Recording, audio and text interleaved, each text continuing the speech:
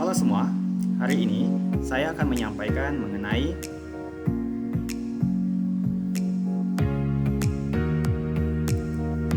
nilai-nilai dasar PNS. Nah, sebelum itu, izinkan saya terlebih dahulu memperkenalkan diri. Nama, Kurnia Ramadan SPD, instansi Dinas Pendidikan dan Kebudayaan Kabupaten Belitung, penempatan kerja di SD Negeri 27 Balong. Baik, sekarang kita masuk saja ke pembahasannya. Dasar hukum nilai-nilai ASN Undang-Undang Nomor 5 Tahun 2014.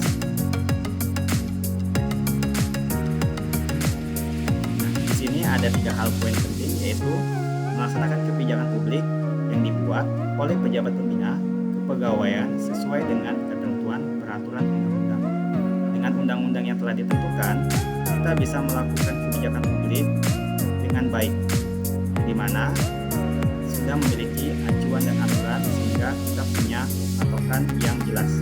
Yang kedua, memberikan pelayanan publik yang profesional dan berkualitas, di mana dengan profesi kita bisa memberikan pelayanan yang profesional dan berkualitas, yang di mana bisa juga kita bisa sesuai dengan bidangnya. Yang ketiga, mempererat dan kesatuan bangsa.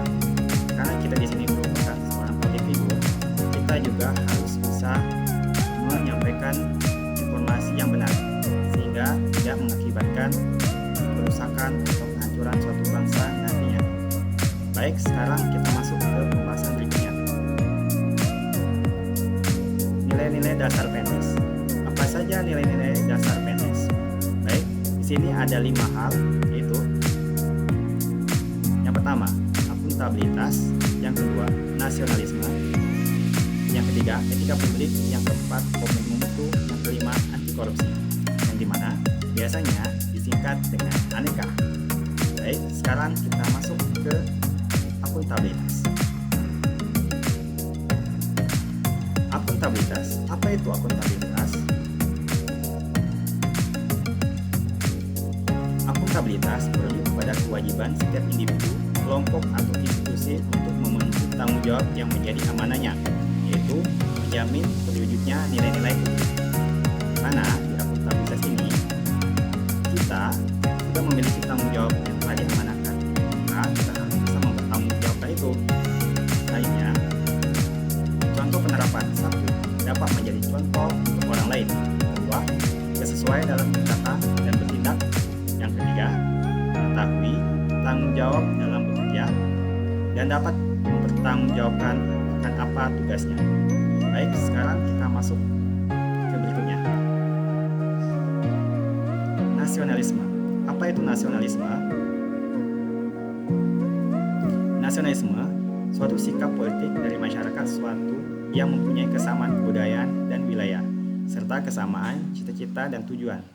Dengan demikian, masyarakat suatu bangsa tersebut merasa adanya kesetiaan yang mendalam terhadap bangsa itu sendiri.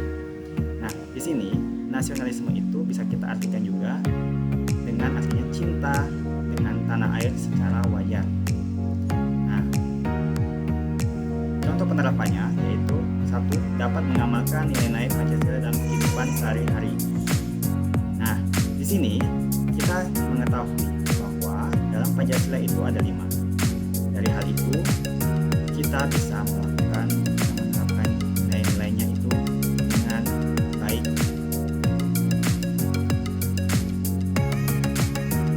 Sekarang langsung saja kita masuk ke berikutnya. Etika publik. Apa itu etika publik?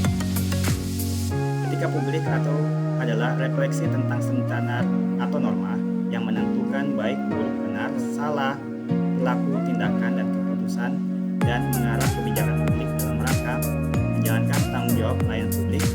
Nilai-nilai dasar etika publik bagaimana tercantum dalam Undang-Undang ASN. Nah, etika publik yaitu seperti kita berkaitan mengenai tingkah laku kita berinteraksi, memberikan pelayanan. Pada hal itu, etika publik ini sangat penting dimiliki oleh ASN. Nah, contoh penerapannya. 1. Memegang teguh nilai-nilai dalam ideologi negara kita memahami ideologi negara Pancasila dipadukan etika publik, nantinya kita akan mendapatkan suatu hal yang baik di mana dari perbuatan kita dan tingkah lakunya itu sesuai dengan Pancasila. Yang kedua, dapat menjalankan tugas secara profesional dan tidak berpihak. Di sini kita harus netral. Yang ketiga, memegang dan menerapkan prinsip kesetaraan dalam bekerja. Di sini kita juga tidak ada membeda-bedakan antara A dan si B, semuanya sama.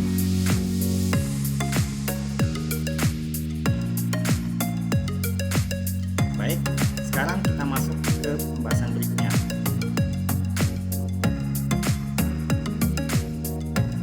Ke komitmen mutu. Apa itu komitmen mutu? Komitmen mutu adalah janji pada diri kita sendiri atau pada orang lain yang tercantum dalam tindakan kita untuk menjaga mutu kerja pegawai.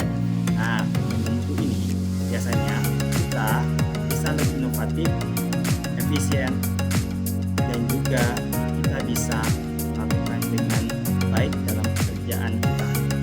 Dengan era pandemi seperti ini atau biasa disebut dengan new normal, kita bisa memanfaatkan media elektronik sehingga bisa melakukan kinerjanya dengan cepat dan sesuai dengan perkembangan zaman.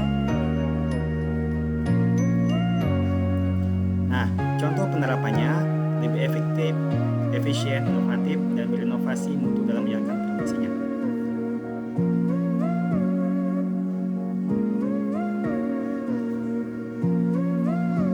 Anti korupsi.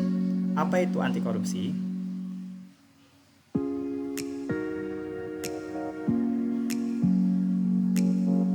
Nah, anti korupsi yaitu korupsi berasal dari bahasa Yunani, yaitu corruption, yang berarti perbuatan yang tidak baik, buruk, curang, tidak dapat disuap, tidak bermoral, menyimpang dari kesucian, melanggar norma-norma agama, material, mental, dan hukum. Kata Nurjana 1990. Nah, di sini kita sudah mengetahui arti dari korupsi. Arti anti adalah penolakan. Jadi, anti korupsi itu adalah bentuk penolakan kita terhadap perbuatan-perbuatan yang tidak bermoral, menyimpang dari kesucian, melanggar norma-norma agama, material, mental, dan hukum, di perbuatan pungli dan lain-lain.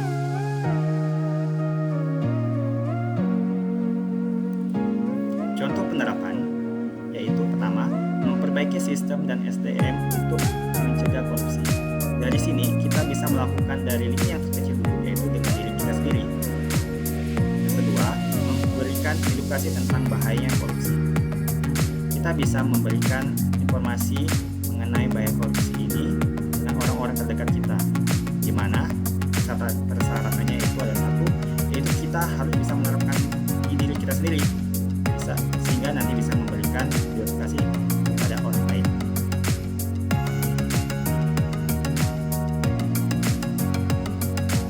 Kesimpulannya, seorang PNS harus memiliki nilai-nilai dasar PNS, yaitu akuntabilitas, nasionalisme, etika publik, komitmen mutu, anti korupsi, atau biasanya disingkat ANEKA, yang dapat diterapkan yaitu bisa menjadi contoh panutan untuk orang lain, memahami dan menerapkan nilai-nilai Pancasila, memahami kode etik.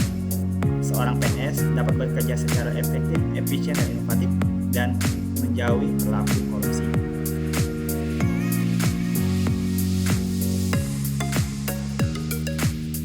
Baik, nah di sini saya ada mengutip kata-kata dari Thomas Alva Edison, "What you are will, so in what you do." Nah, maka kalau kita melakukan sesuatu itu harus benar-benar baik, sehingga apa yang kita lakukan itu bisa nanti ditanggungjawabkan.